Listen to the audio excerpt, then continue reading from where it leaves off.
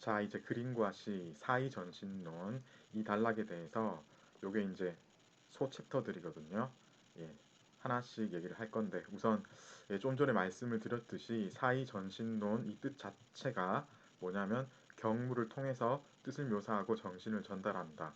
이게 이제 직역이고요. 그러니까 뭐냐면 이미지를 세워서 뜻을 다한다. 그러니까 상세한 설명을 이렇게 직접적으로 표현을 해서 하는 게 아닌 거예요. 예, 그래서 이미지를 예, 창조를 해내는 겁니다. 특정한 이미지를 창조를 해가지고 자기가 말하고자 하는 말을 간접적으로 드러내는 것이다. 이게 이제 이거의 예, 원래 뜻이다라고 보시면 되겠는데 먼저 그리지 않고 그리기, 말하지 않고 말하기. 요게 이제 그림에서는 어떻게 하는가. 그리고 시에서는 또 이런 똑같은 수법을 어떤 식으로 표현을 하게 돼 있는가.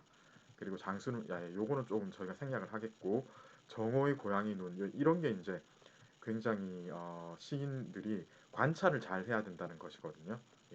예, 요렇게 이제 1번, 2번, 3번 여기에 대해서 중점적으로 다룰 예정이고 실제로 작가가 어떻게 글을 쓰고 있는지 한번 보도록 하겠습니다. 자, 그래서 여기 들어가셔가지고 보면은 먼저 그림입니다. 예.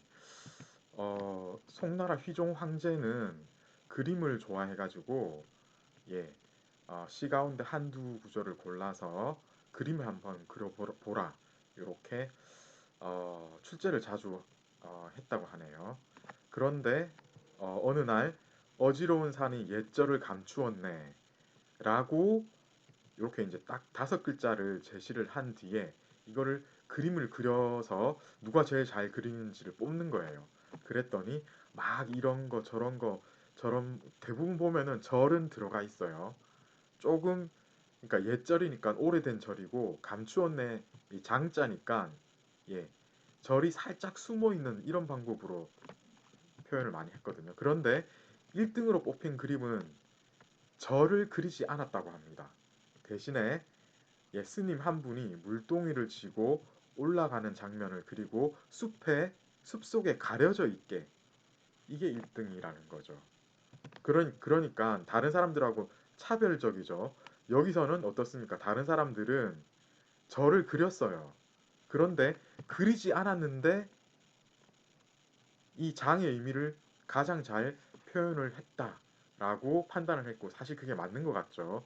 이게 이제 음, 동양화를 그러니까 동양화를 어, 감상을 하는 표현 중에 방법 중에 하나이고 마찬가지로 한시를 읽을 때는 이런 부분들을 여러분들께서 잘 파악을 하고 넘어가셔야 되겠어요. 또 다른 이야기 보면은 그림대회가 또 있었는데 화제가 또 어떻게 나왔냐면은 꽃 밟으며 돌아가니 말발굽에 향내가 난다.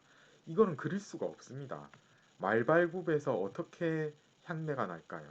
그랬더니 어떤 사람이 말의 꽁무니로 나비떼가 뒤쫓는 그림을 그려서 그러니까 어, 여기서는 이렇게 표현을 했지만은 실제로 그러니까 말 발굽이 있는데 그게 이제 자국을 남기고 거기에 이제 나비가 꼬이는 것을 표현을 하면 바로 그게 이제 1등이 될 수 있다. 앞에 전달했던 에피소드하고 비슷한 겁니다. 그죠?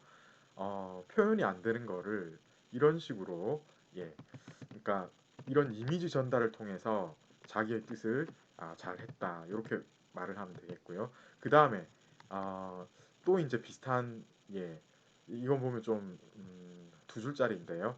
여린 초록 가지 끝에 붉은빛 한 점, 설레는 봄빛은 굳이 많을 것이 없네라고 해서 이게 지금 홍일점이잖아요. 홍일점 고사하고 연결이 되는 겁니다. 그래서 화가들이 전부 이것을 붉은 꽃잎 하나로 표현을 했거든요.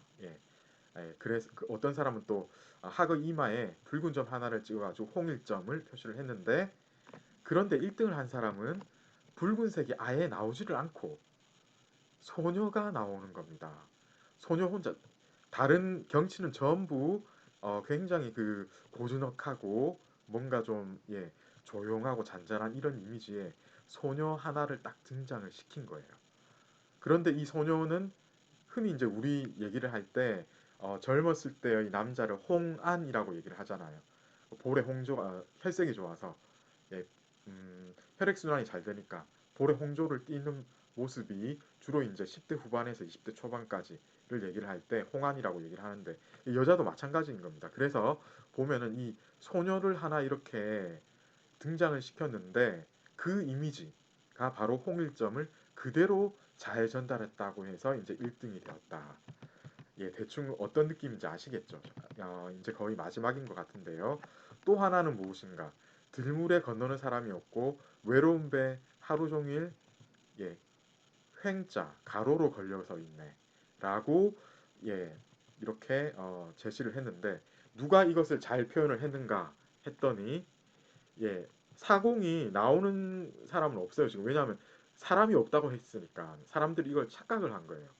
그런데 정작 1등한 사람은 사공이 나옵니다. 왜냐하면 여기서 건너는 사람이 없다고 했지 사공이 없다고는 안 했거든요. 그죠? 그리고 사공이 이 외로운 배, 그러니까 어, 배 한 척하고 같이 이렇게 있으면서 사공이 굉장히 한가하게 뭐 누워서 예, 지내고 있는 그런 모습, 한가한 모습 이런 거 보여주는 게 훨씬 더 어떤 이런 고즈넉한 적막함, 외로운 광경 이런 것을 잘 전달하겠죠. 그래서 그런 사람이 예, 1등을 했다고 합니다. 예. 2등 이하로 뽑힌 사람 가운데는 빈배의 뱃전에 백로가 한쪽 다리로 서서 잠자고 있는 장면 이런 거 묘사한 사람도 있거든요. 그런데 1등한 그림에서는 사공이 뱃머리에 이렇게 한가하게 누워가지고 피리를 비껴 불고 있고 그런데 이거는 이 자체로 무료하고 적막한 분위기를 이거보다 더 잘 표현할 수가 없는 것입니다. 그래서 그림이 1등을 했어요. 자, 이런 식입니다. 자, 그리고 그 다음에 이제 또 하나 이제 그림에서 요거는 좀 약간 예, 에로틱한 표현이라고 볼 수 있는데요.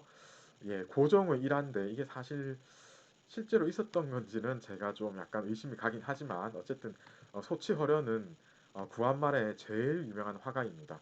여러분 진품 명품 보시는지 모르겠는데 그거 보면 만날 나옵니다. 매일같이 나오는 게 소치허련 이야기입니다. 예, 그 정도로 유명한 사람입니다. 이 사람이 이제 추나도를 그려라 했거든요. 그랬더니 이거 추나도라는 건 뭐냐면 남녀간의 정을 그린 거라고 보시면 되겠는데 예. 소치가 그린 건 이 사람이 이제 격이 있는 화가잖아요. 남자 여자가 실제로 없고 신발을 한 켤레씩 이렇게 올려놓고 그러고 이제 방 밖을 그린 거예요. 바로 이제 이런 식으로 묘사를 했다고 보면 되겠어요. 이거는 이제 김홍도가 그린 그림인데 실제로 이게 여러 가지 상상을 불러 일으킵니다. 여기 보면은 좀 희미한데 요게 이제 남자 신발이에요. 좀 더 크죠. 이거 약간 날렵합니다. 여자 신발이에요. 이렇게 두 개 딱 있어요. 그죠? 지금 보면은 호난 대낮입니다. 아무도 없어요. 그 지금 뭐 하고 있는 겁니까? 예, 그 상상에 맡기는 겁니다. 이걸 이제 예, 뭔지 아시겠죠, 여러분? 자, 이런 식으로 자기의 뜻을 간접적으로 이렇게 전달을 하는 겁니다. 여기서 가장 핵심은 무엇인가 하면 첫 번째 아무도 없다.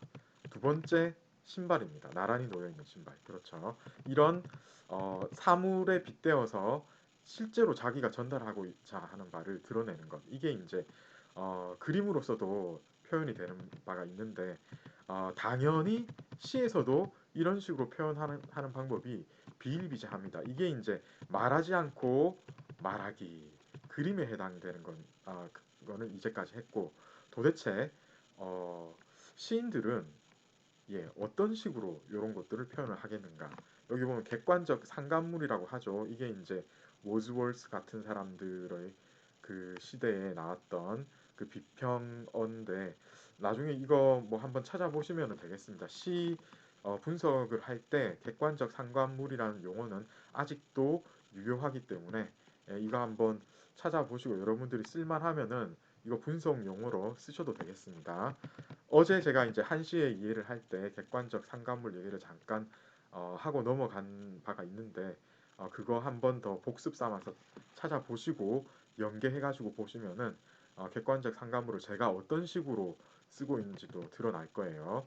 자, 이제 말하지 않고 말하기. 드디어 이제 시에서는 어떤 식으로 자기의 뜻하는 말을 전달을 하는지 조금 이따가 자세히 다뤄보도록 하겠습니다.